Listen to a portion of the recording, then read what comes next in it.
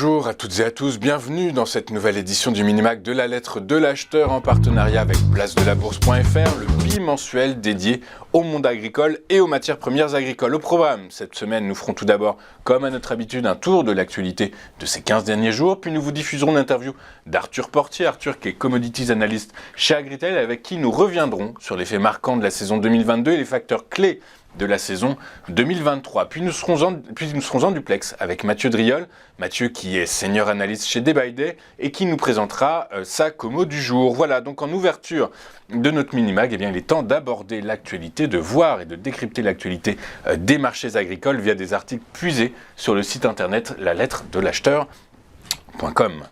La sécheresse, qui a frappé de plein fouet les champs argentins et réduit la production des principales cultures de rente, devrait se finir dans les mois à venir, même s'il faudrait vraisemblablement attendre le mois de mars avant que les niveaux de pluie et d'humidité des sols ne reviennent complètement à la normale. En conséquence, les marchés s'attendent à ce que la récolte de blé 2022-2023 atteigne seulement 12,4 millions de tonnes en baisse par rapport aux 22,4 millions de tonnes récoltées l'année précédente. L'Argentine, un des 5 plus grands producteurs au monde de soja et de maïs et un des 15 plus grands producteurs au monde de blé, a vu la majeure partie de sa production anéantie par 3 années consécutives de précipitations particulièrement douloureuses dues au phénomène météorologique La Niña.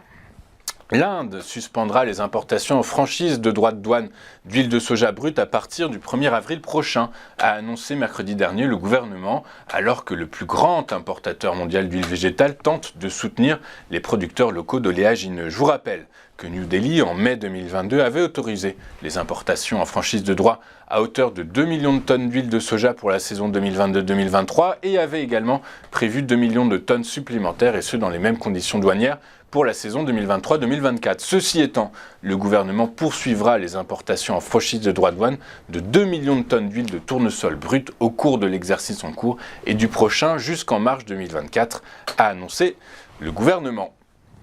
Il est désormais l'heure de faire le bilan de la saison 2022, une saison unique qui restera dans les annales des marchés agricoles avec des niveaux de prix jamais vus et une volatilité démentielle. Les facteurs sont multiples, météorologiques, macroéconomiques, géopolitiques, sanitaires.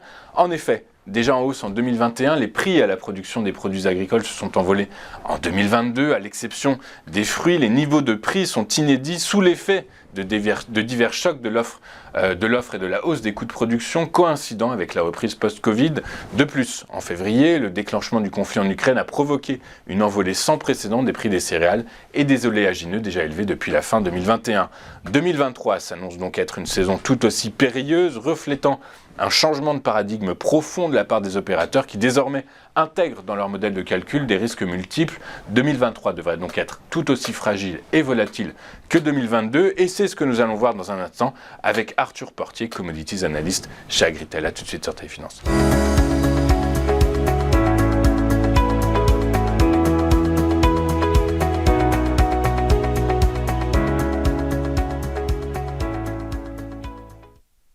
Nous sommes de retour sur le plateau de TV Finance pour cette édition du 13 janvier 2023 du Minimag La lettre de l'acheteur, le Minimag dédié au monde agricole et aux matières premières agricoles.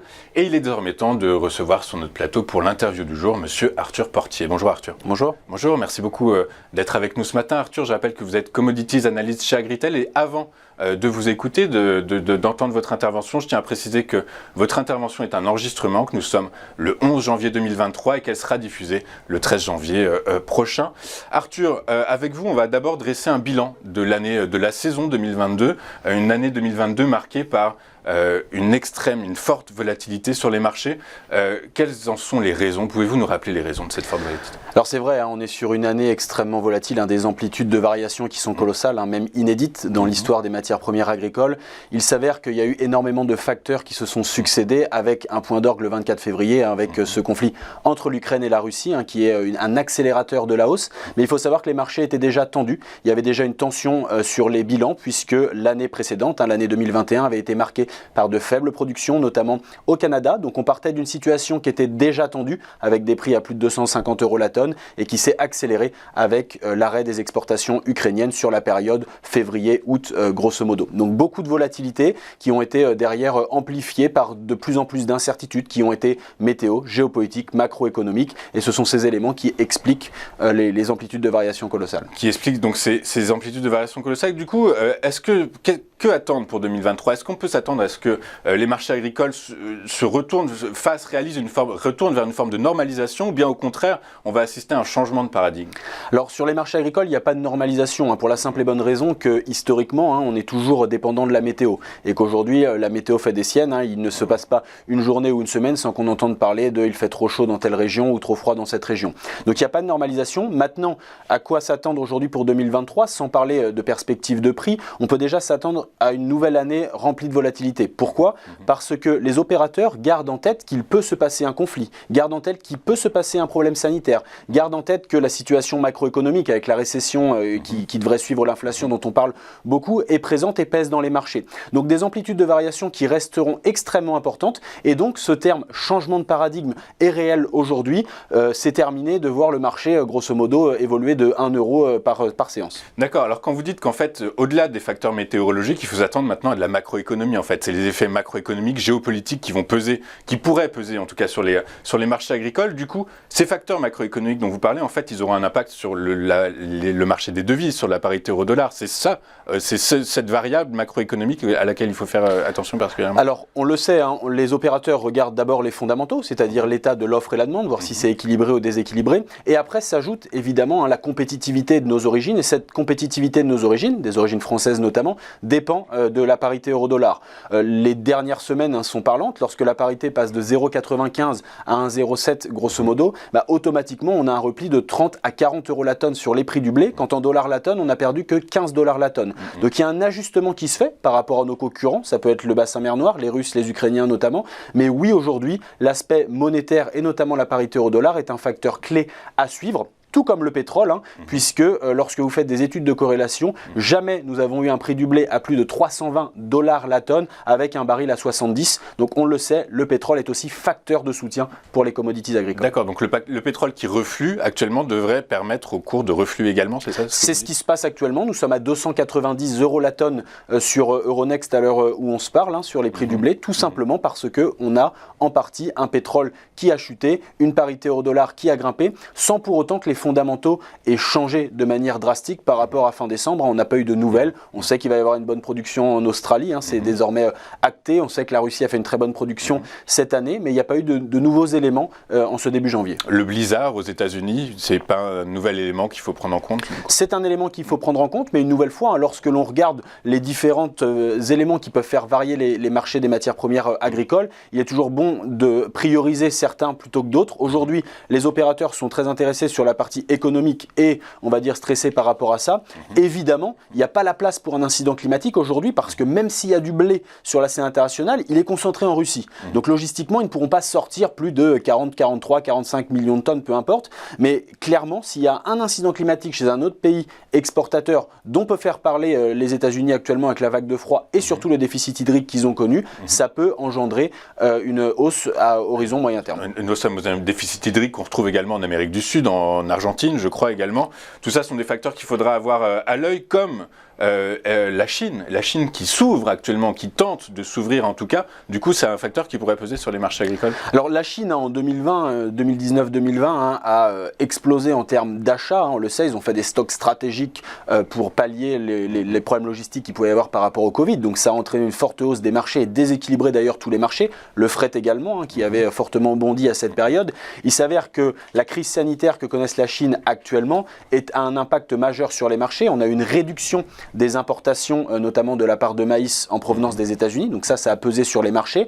Le fait que le gouvernement ait changé son fusil d'épaule et mis de côté la politique zéro Covid pour s'ouvrir, à court terme, c'est problématique puisque les Chinois aujourd'hui ont du mal à retrouver vie courante. On le voit, il y a des contaminations extrêmement importantes. Maintenant, les opérateurs sont optimistes sur le moyen terme, à savoir dès lors que l'immunité collective peut-être sera atteinte et que la vie reprendra, alors la Chine pourrait reconsommer. Et ça sera un point clé à surveiller au premier trimestre trimestre 2023. On va passer de la Chine à la France et à l'Europe, on va dire au bassin, au sud-Europe, qui fait face à une crise sanitaire, mais une crise sanitaire animale, la grippe aviaire. Est-ce que le fait d'abattre par millions toutes ces volailles a un impact sur le cours, notamment du maïs éventuellement ? Ça a un impact significatif. Lorsque vous regardez la consommation des fabricants d'aliments du bétail en termes de céréales, donc principalement orge, blé et maïs, on est sur des niveaux historiquement faibles. S'ajoute à cette crise sanitaire du point de vue élevage, une crise économique et principalement une crise liée à l'énergie, qui de ce fait, certains meuniers ont consommé également moins de blé. Donc si les exportations françaises hors Union européenne ont été relativement dynamiques sur le début de campagne, là sur les mois de juillet à décembre 2022, on s'aperçoit qu'au niveau européen, la consommation est un petit peu en berne en raison de ces crises que l'on connaît. Alors on parle de crise sanitaire, humaine, animale. Il y a aussi un autre facteur, il y a une autre crise actuellement, c'est la crise énergétique qui impacte de plein fouet toutes les TPE, PME françaises, du coup, et même, on va dire, européennes. Du coup, est-ce qu'il faut s'attendre ? On s'attend à ce qu'elles perdurent encore, malgré les aides gouvernementales, les aides étatiques. Ça va avoir un impact sur l'évolution du marché agricole ? Alors sur la crise énergétique, il y a 2 points. Sur la partie consommation de matières premières agricoles, c'est un fait, on le voit, on a une certaine baisse qui peut opérer dans certains secteurs. Je vous évoquais les meuniers. Alors il y a différentes tailles évidemment de meuniers, mais lorsqu'on regarde les chiffres officiels publiés, on a par exemple sur les mois de novembre-décembre une baisse de la consommation de blé chez les meuniers liée en partie à cette crise énergétique. Le deuxième point, ça va être sur les agriculteurs qui eux aussi sont chefs d'entreprise. Et la crise énergétique a eu un impact significatif sur les coûts de production, que ce soit pour les frais de séchage pour le maïs, mais surtout sur la partie engrais, puisqu'il faut du gaz pour produire de la solution azotée. Donc la hausse qu'il y a eu sur les prix du gaz a entraîné une forte hausse des des engrais et des intrants en général, et automatiquement le coût de production des producteurs a littéralement explosé cette année. Très clair. Vous avez évoqué des problèmes de fret, vous avez dit également que la Russie avait stocké énormément de blé. Du coup, si ce blé doit être exporté, il faut que les routes soient ouvertes. Or, aujourd'hui, on a bien conscience que la guerre en Ukraine est un facteur plutôt qui pèse sur ces exportations. On en est où exactement de la guerre des conséquences de la guerre en Ukraine sur le marché agricole exactement ? Alors l'Ukraine, sur la période février, mars, avril, en plein cœur du conflit, lorsque les ports étaient bloqués, ils exportaient moins d'1 million de tonnes tout grain par mois. C'est ce qui a expliqué la flambée des marchés, tout simplement parce que d'autres origines, type les origines françaises, ont dû prendre le relais pour nourrir aujourd'hui une partie de la population mondiale. Il s'avère qu'avec le corridor qui a été signé et les améliorations logistiques de la part de l'Ukraine, on est désormais à 5 millions de tonnes et plus mensuels. Donc on revient sur un rythme quasi similaire à ce que l'on avait en novembre-décembre 2021, c'est-à-dire avant le conflit. Donc ça, c'est une aubaine aujourd'hui pour les échanges au niveau international. Ça pèse aussi sur les cours et c'est ce qui explique que la prime de risque allouée au conflit aujourd'hui entre l'Ukraine et la Russie a fortement diminué. Les prix ne sont plus à 400 € la tonne comme lorsque la logistique était bloquée. On est sur du 290, donc on a fortement essoufflé. Fortement essoufflé. Donc vous avez déjà plus ou moins dressé un faisceau d'indicateurs, de variables qu'il faudra surveiller au cours de la saison 2023. Vous avez parlé de la Chine, vous avez parlé macroéconomie, vous avez parlé géopolitique. Est-ce qu'il y a d'autres facteurs qu'il va falloir surveiller ? Alors tous les facteurs sont évidemment importants à surveiller aujourd'hui et ils sont nombreux comme je vous l'évoquais, même si la crise sanitaire humaine avec le coronavirus semble être un petit peu derrière nous, en tout cas le plein boom est derrière nous, les opérateurs garderont en tête que ça peut arriver. Et le fait qu'ils gardent en tête que ça peut arriver, ils prendront des positions de manière plus freinée sur les marchés. Donc ça aura des incidences. On a cette partie sanitaire humaine, cette partie sanitaire animale, la macroéconomie on en a parlé, l'aspect climatique qui restera toujours sur les marchés agricoles extrêmement important. Mais très difficile à prévoir. Très difficile à prévoir et c'est pour ça qu'aujourd'hui on parle d'une volatilité accrue parce que énormément d'incertitudes et que ces incertitudes elles sont multiples. Avant elles étaient météo, maintenant elles sont sanitaires, elles sont réglementaires, elles sont macroéconomiques, donc oui elles sont aussi géopolitiques et ça va dans un sens comme dans l'autre. On a un rapprochement actuellement par exemple entre l'Australie et la Chine qui était en froid notamment sur les exportations d'orge.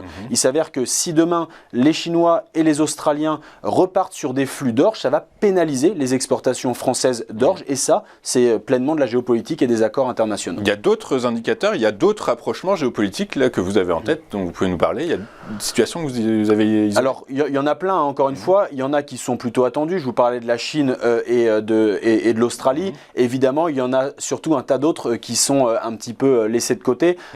Lorsque l'on parle de l'Ukraine et la Russie, hein, qui pouvaient imaginer évidemment qu'on allait être sur cette situation-là. Donc, il faut rester extrêmement humble lorsque l'on parle de géopolitique, tout simplement parce que cette humilité aujourd'hui nous a prouvé par le passé qu'il pouvait se passer beaucoup de choses qui n'étaient, encore une fois, pas envisagées. D'où l'idée de dresser différents scénarios, d'où l'idée d'avoir un cadre de gestion dans les achats et dans les ventes, et d'où l'idée de suivre évidemment de très près le marché parce que ça va très vite. Et d'où l'idée donc d'être client chez Agritel, puisque vous délivrez de nombreux scénarios tout autour de cette situation, donc on peut caractériser pour 2023 encore volatile et fragile. Absolument. Ok, très clair. Merci beaucoup d'avoir été avec nous, Arthur. Arthur Portier, Commodities Analyst chez Agritel. Je vous rappelle encore que c'est une interview qui a été enregistrée le 11 janvier. On marque une pause et juste après, eh bien, ce sera l'heure de retrouver Mathieu Driol et sa commo du jour.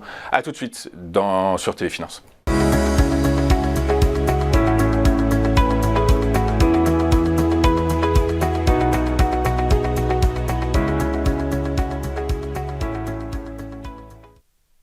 Nous sommes donc de retour sur le plateau du Minimac de la lettre de l'acheteur en partenariat avec Place de la Bourse.fr et suite à cette interview, un coup je vous rappelle avoir été enregistré mercredi dernier, eh bien nous allons désormais être en duplex avec Mathieu Driol. Mathieu qui est senior analyste chez Day by Day. Bonjour Mathieu. Bonjour Louis-Antoine. Bonjour, merci beaucoup d'être avec nous ce matin, Mathieu. On va commencer votre commo du jour avec le cuivre, le Cooper, dont les cours sont au plus haut ces derniers temps, boostés par la fin de la politique zéro Covid en Chine. Un métal industriel particulièrement pertinent puisque ça fait partie en fait de ces métaux qui dépendent beaucoup de l'activité économique. Typiquement, fil de cuivre égale fil de courant électrique et lorsque l'activité se développe, on a besoin de courant, donc on a besoin de consommer du cuivre. Il y en a un peu partout dans toutes les industries, et lorsque le cuivre grimpe, c'est que les anticipations généralement de croissance économique sont assez bonnes ici. On constate depuis l'été et le point bas réalisé sur 316,25 que le cuivre enchaîne à nouveau en fait une phase de creux et de sommet ascendant plutôt bien construite, avec notamment depuis 2 semaines un très net rebond sur le support qui est devenu majeur à 370. Ce niveau était d'ailleurs précédemment une résistance. On a donc une polarité qui se construit sur ce soutien, et ça c'est toujours des éléments que l'on apprécie en analyse technique en termes de tendance. Ici donc on serait sur une tendance haussière qui risquerait de se poursuivre et qui devrait permettre un retour progressif. On n'est pas sur un mouvement forcément violent, on est sur quelque chose qui est bien construit. Un retour donc sur les sommets de début d'année 2022 entre 457,70 et puis 504 environ. Donc un mouvement qui laisserait présager d'une croissance économique, ma foi, toujours solide. Économique solide. A contrario, si le scénario inverse était finalement se réalisait, il faudrait regarder où en bas. Effectivement, le niveau clé, on va dire, un petit peu de cette analyse sur le Cooper, c'est le dernier point d'accélération, le dernier point de rebond à 370. Si on casse 370 en clôture hebdomadaire, bien effectivement, on commencerait à avoir des doutes sur la qualité de cette reprise, et on reviendrait alors probablement assez rapidement sur le dernier creux à 316,25. Et puis après, on irait plus bas plus tard. Mais c'est vraiment 370, la clé du copper. Tant qu'on est au-dessus, c'est plutôt aussi. 370 $, l'unité c'est bien le dollar, Mathieu, du coup. Ouais, ok, oui. D'accord. Donc 370 $, le niveau de support à avoir en tête. On va poursuivre vos comos du jour avec le blé dont les cours sont plombés à court terme par les bonnes récoltes russes et australiennes. Ça patine effectivement. On est dans une configuration assez particulière, à savoir ce rush haussier phénoménal en 2022, l'inscription d'un nouveau plus haut et puis un retour en fait sur le support majeur aux alentours des 735. Ce niveau avait déjà été testé courant de l'été, avait provoqué une reprise. On revient pour une troisième fois sur ce soutien qui doit toujours contenir les phases de correction et permettre un retour progressif des acheteurs. À ce titre-là, on surveillera le niveau aux alentours des 800. 800, c'est quoi ? C'est le dernier petit sommet dans la reprise haussière qu'on a fait. Et effectivement, le débordement de cette résistance permettrait un retour progressif sur les 948, le haut de l'intervalle. Alors le niveau, il ne faut pas le prendre vraiment, pas parce qu'on clôture à 734 qu'il faut considérer une invalidation. On voit bien qu'on a déjà fait plusieurs fois des mèches légèrement sous ce soutien. On peut même aller faire un petit excès avant éventuellement de redémarrer. On est sur un point qui semble important. Si d'aventure on clôturait trop longtemps ou trop loin de ce soutien, ça commencerait à dégrader considérablement toute la lecture de moyen-long terme haussière. Pour le coup, c'est un niveau qui va conditionner les futures années à venir. Très clair. Et donc du coup, on regarde quoi ? On regarde en dessous des $700, c'est ça ? Si effectivement on clôture sous 735,50, on a encore un petit point un peu litigieux qu'on peut aller chercher en mèche baissière aux alentours des 677, sous cette moyenne mobile à 200 semaines qui était anciennement résistance et qui est devenue support et qui est maintenant ascendante. Si on cassait d'aventure cette moyenne mobile longue, ça remettrait en cause quand même pas mal de choses dans le scénario aussi. N'est pas votre scénario privilégié. Le scénario privilégié, c'est le scénario haussier, donc. Pour l'instant, non, tout simplement, effectivement, j'ai un niveau de support qui tient, qu'on travaille. Alors je serai un peu plus confortable dans mon hypothèse si effectivement on franchissait ces 800 qui permettrait une accélération haussière et qui confirmerait en fait tout simplement que les acheteurs sont toujours présents. Donc effectivement au-dessus de 800 j'ai un beau signal, que ce soit à court terme, et j'ai une confirmation de moyen terme intéressante. Merci beaucoup Mathieu Driol qui nous présentait sa commo du jour, aujourd'hui consacrée au Cooper, au cuivre et au blé au wheat. Voilà, merci beaucoup Mathieu. Je rappelle que vous êtes analyste senior chez Day by Day. Cette nouvelle édition du Minimac de la lettre de l'acheteur du 13 janvier 2023 est terminée. Merci beaucoup de votre fidélité. Merci beaucoup d'avoir été avec nous.